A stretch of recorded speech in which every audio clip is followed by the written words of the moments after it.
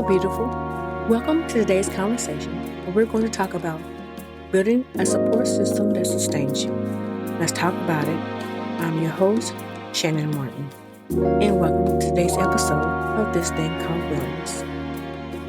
Last week, we talked about a season of loneliness, being honest about being alone, and how it can be beneficial to your healing, and sometimes not so good if you keep yourself isolated for long periods of time.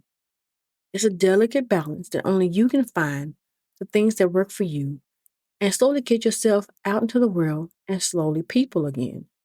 This week, we are continuing this discussion and talking about how we can nurture and create relationships that would sustain us during these challenging times. There was a time when I felt up to reconnecting, getting back out and peopling again. I thought that I was ready. This was at the beginning of my entrepreneurial journey, and I was heavily networking at this time. I had bought a ticket for an event that I didn't want to miss. It was a 2-day, pretty much all day type of event. I prepped my mind for it and told myself I would listen to my body and let it tell me when it's time to leave. Medications, and I had everything that I thought I needed, my water, my snacks, and I was prepared just in case I needed to go home early or if something happened.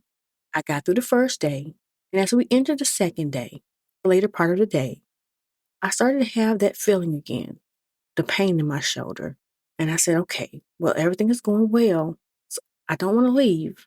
I can make it through until this is over. But the night went on longer than it was supposed to, so I stayed. When I left, I was talking to a networking friend of mine who's now become a great friend, and I was fine. She drove me to my car because it was dark. I got in the car, and everything was fine. As I began to drive, I began to feel anxious.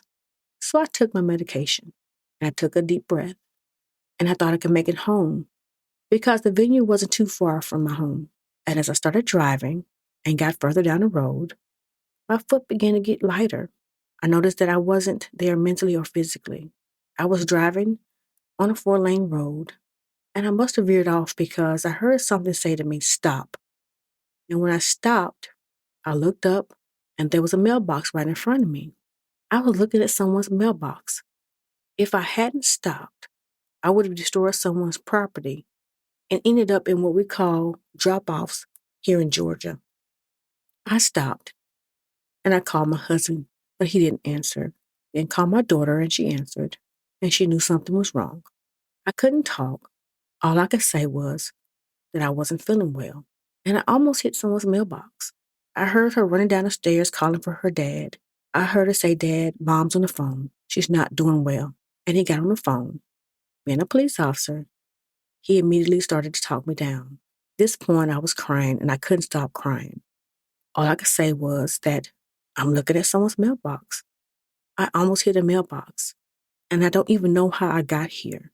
He said, okay, stop and breathe. Do you have your medication with you? I said, yes. He said, take one. I want you to take a deep breath. I want you to look where you are. Where are you? Do you know where you are? I said, well, I know I'm on the side of the road. He said, do you see any lights? I said, yes. Okay, we're getting ready now. And I want you to dry your eyes. Slowly start to drive with your hazards on and drive towards the lights. Now, where are you? And as I looked around, I knew where I was. I was close to this gas station by this strip mall that we always visit. He said, okay, I know where you are. You know the gas station. Yes, pull in there. It's well lit. Park the car and wait for us. We're on our way to get you. I could hear them getting ready. They were on their way. He said, okay, drink your water, eat your snack, park the car away from everyone and lock the doors.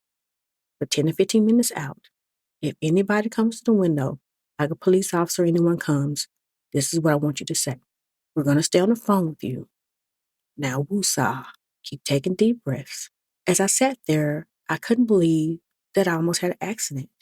I never thought that I could be this incapacitated and couldn't drive home. I was so excited about being at this event, being out with people again, and having a great time meeting new people that I didn't think that it was going to affect me this way. my husband finally came and took me home. This night took a huge toll on me, and it took a long while for me to recover from it. As I look back on this night, I know what I did wrong. I didn't listen to my body, and I didn't give myself time to heal. I'm an ambivert. I enjoy peopling, but I know that I have to go and decompress for a while. And those 2 days really took a lot out of me to the point where I almost harmed myself. Your mental health is like a garden. You tend to it, water it, and let it flourish with the connections you make. Anonymous. I wanted to tell you this story because after this night, it really took a long time for me to drive again. Today, I won't drive on the interstate much. That's what back roads are for, right? Now that I am building and nurturing my friendships and creating support systems, I'm not so afraid to drive again. I actually want to drive, but I now know my limits. I pay close attention to my body, and I know that when my shoulder starts pinching or I feel anxious, it's time for me to leave. I'm enjoying having lunch or crab dates with my friends and nurturing those relationships again. I'm okay with going to stores by myself and having the desire to meet people again. When you're ready to break free from your loneliness and build relationships or even start new ones, make sure that you're in the right space mentally and physically to do so. I want you to have a great start when getting back into your life. I never truly worked on relationships.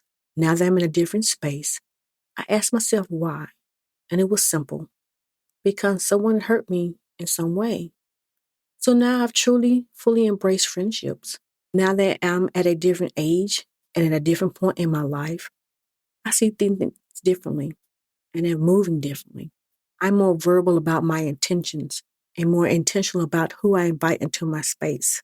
I'm on a different path now, on a different page, so that when I'm out connecting with people, I know that the people I'm choosing to start a relationship with are people I actually want to create relationship with and spend time with. These are the people who are kind of helping you get back into the world, if you will. These ladies helped me breathe life back into myself. They helped me not only reconnect with myself, but also with my world. I'm not afraid to get in the car and go shopping alone anymore. I didn't realize the importance of relationships until I began building them. Mental health is not the destination. It's a journey where the connections we make serve as our compass. As I am moving differently, I met someone who I now consider a good friend. We're still nurturing and building our friendship, but she has truly become someone who has helped me see friendship in a different, more positive way. God knew what He was doing when we met years ago while networking. She has truly been that gentle push, helping me choose fun again, which I hadn't done in years. I'm realizing that this is a sisterhood that I've always wanted, but never knew I needed until now. As I began to open up more, God kept blessing me with other sister friends who are there for me, praying for me, and always there for me at my saddest moments and happiest moments. They're there to lift me up and tell me the honest truth, because that's the kind of women that they are. I didn't see them coming, but when I opened myself up, moved differently, and honestly, the friendship showed up. One of my friends seemed to know when something is not right with me. If I sound out of pocket, she says, I'm coming to get you. We're going to lunch and we're going to talk about it. What's going on? And sometimes my long distance friends will call or text, even FaceTime me out of the blue and say, hey, you were on my mind. Is everything okay with you, sis? And I do the same for them. I am in such a thankful space right now and overjoyed with a feeling of love. I was coming out of my season of loneliness, doing the inner work, now knowing what I wanted in relationships, be it friendships or business ventures. Putting that energy into the atmosphere has brought the right people to me who are intended to be in my support circle and continue to help sustain me and help me heal and grow. And this will do the same for you. Mindful moment. It took me years to get back into the world and people again. One night set me back years. I don't look at it as a bad thing. I have learned from it. I now know my limits. I know what I need to do when I am out and about. I know what I need to take with me at all times. I know that I need to give myself a pep talk. Okay, Shannon, this is what you're going to do. You're going to have lunch with your girls. The traffic is going to be awful. This is the city. What can you do? Absolutely nothing. But you can take the back roads, turn on your music, and enjoy the ride. Meet up, have a great lunch, have fun chatting, and come back home the same way you left. This is your time. Get out and enjoy your life. Laugh, joke, dress up a bit, and just enjoy yourself. You're in a different space now, a different season, and you have earned it.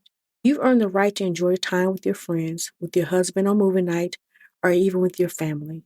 My friend told me, Shannon, you have to nurture your relationships. They're so important. I don't remember ever being told this before. I'm choosing those that I want to nurture, the ones that God has so nicely placed in my path, and I'm ever grateful for them. So when you're beginning to build your support systems, I want you to remember to set boundaries. Be open and honest about your feelings. Offer support in return and cherish the moments you are creating. Hope you enjoyed this week's conversation. I'm your host, Shannon Martin. Join us next Wednesday when we talk about overcoming disconnection. If you enjoyed today's episode, please share with someone you think would like to join the conversation.